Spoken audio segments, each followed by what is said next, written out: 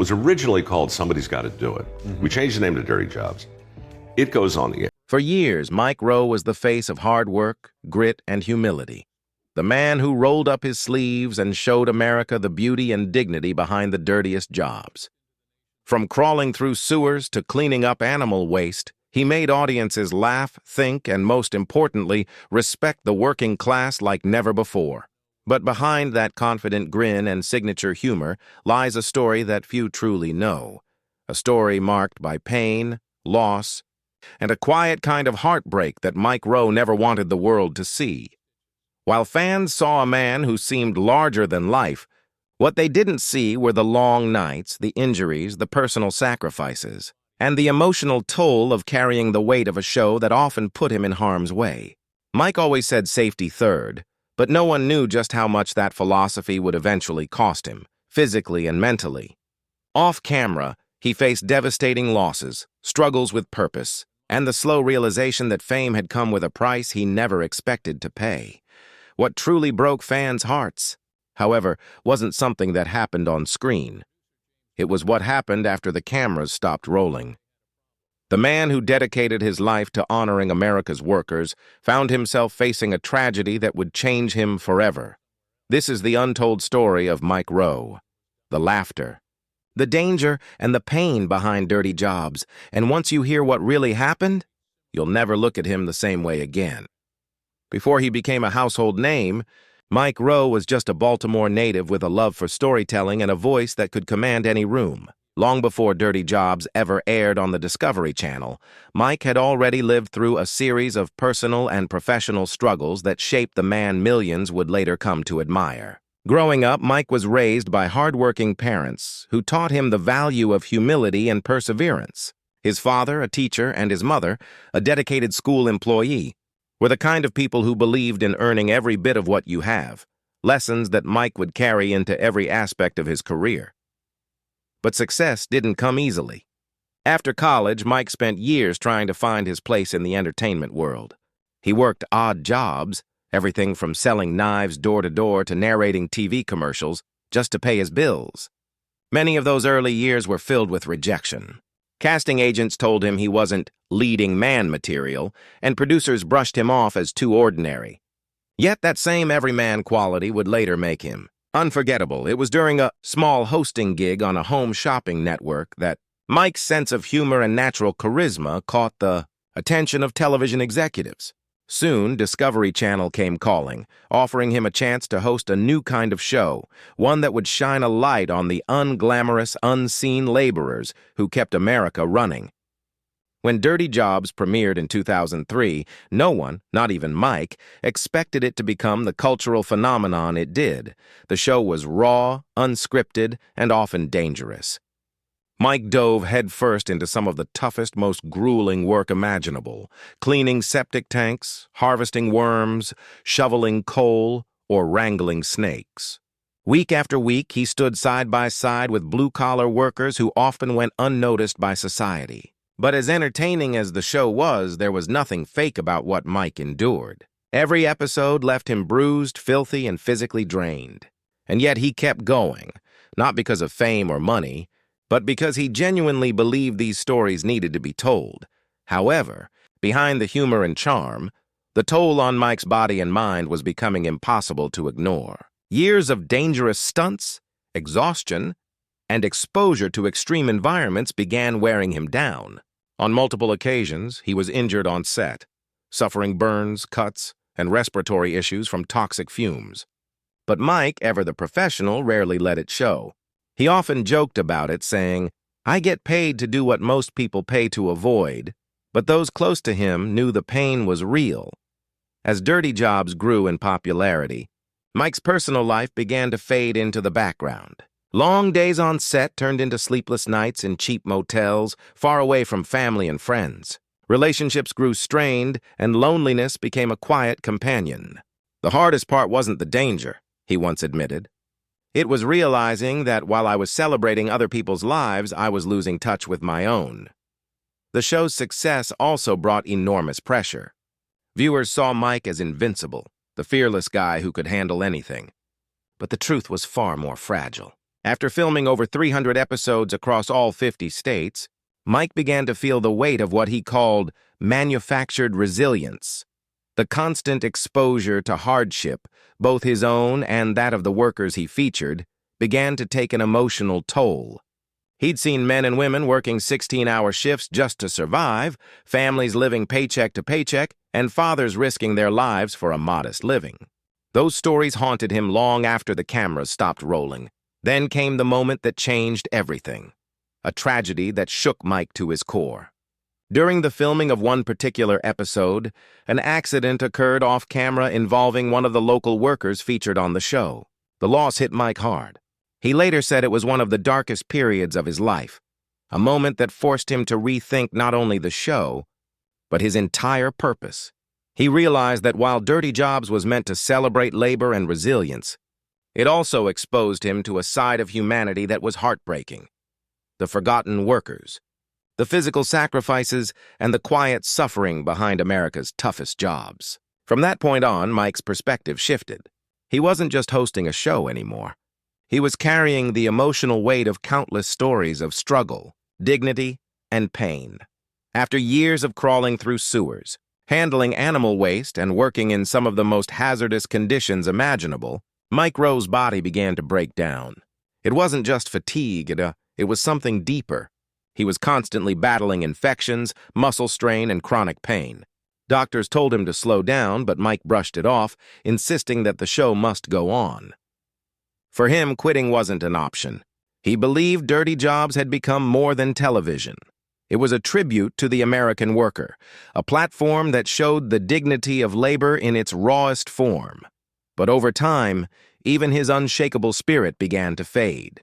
The travel was endless, the physical demands relentless, and the emotional toll immense. He began to experience sleepless nights, anxiety, and a growing sense of emptiness. Mike had seen too much. Men injured on the job, workers dying before retirement, families struggling under the weight of invisible labor. These weren't just episodes to him. They were real lives, and he carried those stories long after production wrapped. Behind the scenes, the cheerful, humorous host everyone knew was slipping into silence. Crew members noticed the change. He used to crack jokes constantly, one producer recalled, but by the final seasons he barely said a word between takes. The endless exposure to danger and suffering was wearing him thin. He'd witnessed death, loss, and despair in ways few television hosts ever had, and the pressure to keep the show entertaining while confronting such harsh realities was overwhelming. Then, in 2012, Dirty Jobs was abruptly canceled. For fans, it was shocking. For Mike, it was devastating. Overnight, the project that had defined his life for nearly a decade was gone. It was like losing a piece of myself, he later said. That show was my identity. Suddenly, the man who had spent years traveling across America, celebrating its hardest workers, found himself adrift and questioning his purpose. What made the cancellation even more painful was how it happened. Discovery decided to shift focus toward new content, citing changing audience trends. There was no grand farewell, no proper send-off. One day, Mike was filming. The next, he was packing up. No one likes to admit it, but I went through a dark time, he confessed. I had no idea what to do next. The sadness wasn't just about losing a show. It was about losing connection. For nearly a decade, Dirty Jobs had allowed Mike to form bonds with real people across the country. Welders, farmers, mechanics, and miners who had become like family. Many of them stayed in touch. But it wasn't the same. Mike described feeling disconnected from the heartbeat of the country, and for someone who had built his entire identity on representing that heartbeat, it was crushing. It didn't help that during this same period, Mike also suffered personal loss. He lost several close friends, individuals he had met through the show, to workplace accidents and health complications. Each death hit him like a hammer. You spend time with someone, you share stories, you film their life, and then one day you get a call that they're gone, he said quietly. You start asking yourself if what you're doing really makes a difference. That question haunted him. He began turning down offers from networks who wanted to make more Dirty Job-style content. I didn't want to turn their struggles into entertainment anymore, Mike explained. It didn't feel right. Instead, he disappeared from the spotlight for a while, retreating to his home in California to think, heal, and figure out what came next. During that time, Mike admitted to experiencing bouts of depression, though he rarely called it that. He described it as an absence of purpose. For a man who had dedicated years to honoring the overlooked, losing that mission felt like losing himself. Friends urged him to seek therapy, but Mike chose to cope in his own way, now by writing. He started journaling, reflecting on the people he had met and the lessons they'd taught him. Those writings would later inspire his podcast and book The Way I Heard It, which offered personal insights and untold stories from his years in television. But even as he found new outlets for his voice, the scars remained. The years of overwork, physical pain, and emotional trauma had left their mark. His once boundless energy was gone, replaced by a quiet weariness. In interviews, he began speaking candidly about burnout, loss, and the dangerous misconception that working yourself to exhaustion is a badge of honor. There's a difference between hard work and self-destruction, he said. It took me a long time to see that. Still, there was one more heartbreak ahead, a moment that would force Mike to confront everything he'd been, avoiding and ultimately change how he viewed his own legacy forever. Behind the confident grin and the easy banter that made Mike Rowe, famous lies a deeply personal story of pain, endurance, and perspective that most fans never knew existed. For years, Mike has used humor as both a shield and a sword, deflecting sorrow with a well-timed joke and tackling hardship with humility. But there were moments in his life that nearly broke him, both professionally and personally. Before Dirty Jobs, Mike had spent years chasing a dream that didn't seem to want him. He'd auditioned for commercials, performed in operas, and worked as a television host for shopping networks. But every time success seemed within reach, something went wrong. He once described that period as a series of almosts. He was almost famous, almost successful, almost happy. But almost, as he would later reflect, is a word that can quietly destroy you. The first major turning point came not with fame, but with failure. While filming an early project that never aired, Mike suffered a serious on-set accident that left him with back problems for years. It wasn't life-threatening, but it forced him to confront something he had avoided for too long, his own vulnerability. The pain wasn't just physical. It became a reminder of how fragile everything he'd worked for really was. But the true tragedy that changed Mike's perspective forever came when his beloved grandfather, Carl Knobel, passed away. Carl wasn't just a family member, he was Mike's idol. A master tradesman, Carl represented everything Mike admired about hard work, humility, and craftsmanship. He could build, fix, or mend anything, and he did it all without complaint. Mike often said that Dirty Jobs was his attempt to honor his grandfather's legacy, to remind the world that people like him are the backbone of America. When Carl died, Mike was crushed. He realized he'd built his career talking about hard work, but had rarely slowed down long enough to truly live those lessons. That loss became a quiet motivator behind the show's tone. Every time Mike stepped into a sewer, climbed a cell tower, or shoveled through animal waste, he wasn't just doing it for television ratings, he was doing it for his grandfather. In fact, in one rare interview, Mike revealed that a small locket containing Carl's photo traveled with him to nearly every filming location. It was his way of keeping his grandfather close, no matter how dirty the job got.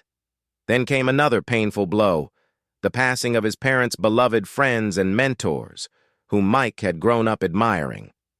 Each loss reminded him of how fleeting life can be. In one of his more emotional podcast episodes, Mike confessed that he struggles with the idea of legacy, not in terms of fame or wealth, but in whether he's done enough to make people proud. "I just hope I'm half the man my grandfather was," he said quietly. But perhaps the most difficult period came in 2019, when rumors began to circulate about Mike's declining health. He had been seen walking with a limp during a live event, and fans quickly grew concerned. Later, Mike admitted he had been dealing with a lingering injury that forced him to scale back his workload. For someone who built his brand on physical endurance and constant travel, slowing down felt like defeat. But instead of hiding, Mike chose to speak honestly about it, sharing his thoughts on getting older, accepting limitations, and redefining what hard work really means. He said, "Dirty jobs taught me that every tough task comes with its own kind of grace. You don't quit because it's hard. You keep going because someone has to." Even through pain, loss, and age, Mike Rowe continues to represent the dignity of blue-collar life. His tragedies may have shaped him, but they never defined him. Instead, they deepened his empathy for the very people he's spent his career celebrating, the ones who get up every morning, face the mess, and do the job anyway. As Mike Rowe grew older, his perspective on life, fame, and purpose evolved in ways even his longtime fans didn't expect. The man once known for crawling through sewers and cleaning septic tanks began to use his platform for something far greater, giving a voice to America's forgotten workforce. But as he pushed forward with that mission, the emotional and physical weight of years in the spotlight began to show. In recent years, Mike has faced what many consider the hardest chapter of his life. The combination of constant travel, decades of demanding labor, and the psychological burden of fame took a toll on him. Those closest to him noticed he had become quieter, more reflective. Gone were the days when he'd jump at every TV opportunity. Instead, Mike began focusing more on his Micah Rowe Works Foundation, a nonprofit dedicated to helping people find meaningful careers in skilled trades. "I've spent most of my adult life talking about work," he said in an interview. "But now I want to do something that actually helps people work." The shift wasn't just professional, it was deeply personal. Behind his trademark humor, Mike was battling exhaustion and at times loneliness. He had spent so much of his life on the road that maintaining lasting relationships became nearly impossible. In one rare confession, Mike admitted that his career had cost him the chance to settle down and start a family. "I made peace with it," he said softly. "But there are nights when the silence hits harder than the noise ever did." Then, tragedy struck again when Mike lost one of his closest crew members from the Dirty Jobs team, a man who had traveled with him since the show's early seasons. The sudden death shook Mike deeply. During a podcast episode, he dedicated nearly an hour to talking about grief, saying, "You think you've seen everything until you lose someone who was there through it all. That's when you realize life doesn't hand out warnings, it just moves on." Fans began to notice the difference in his demeanor. His smile was still there, but the sparkle behind it seemed dimmer. Rumors started swirling online that Mike was dealing with a serious illness. Though he never publicly confirmed any diagnosis, his noticeably thinner appearance and slower pace worried many. At one event, when asked directly about his health, Mike simply said, "I'm fine, just trying to live a little smarter than I used to." But the emotion in his voice told a different story. Still, even as health concerns loomed, Mike refused to let tragedy define him. Instead of retreating, he doubled down on his purpose. He began producing new projects that spotlighted everyday heroes, the welders, farmers, linemen, and janitors who keep the country running. His message was clear. These people are the real celebrities. They just don't have publicists. Mike's resilience became his greatest legacy. Through every setback, every heartbreak, he continued to show up. Fans often quote one of his most powerful lines: "The world isn't short on opportunity, it's short on people willing to get dirty." That philosophy carried him through everything, even the moments when the pain, both emotional and physical, felt unbearable. In the last few years, Mike has taken a quieter path. He spends more time with his parents in Baltimore, walks his dog Freddie along the same streets he grew up on, and occasionally shares stories from his early life. These small glimpses into his private world reveal a man who, despite all he's endured, still finds beauty in simplicity. What makes Mike Rowe's story so heartbreaking isn't just the tragedy he's faced, it's the way he's handled it. Instead of complaining, he's turned every loss into a lesson, every scar into a story, and every failure into a form of gratitude. He once said, "I've seen things that made me sick, scared, and speechless. But the dirtiest jobs always taught me the cleanest truths. Hard work matters. People matter. And purpose matters most. And perhaps that's what truly defines him. Not the fame, not the fortune, but the quiet dignity of a man who never stopped showing up, even when life itself became the hardest job of all.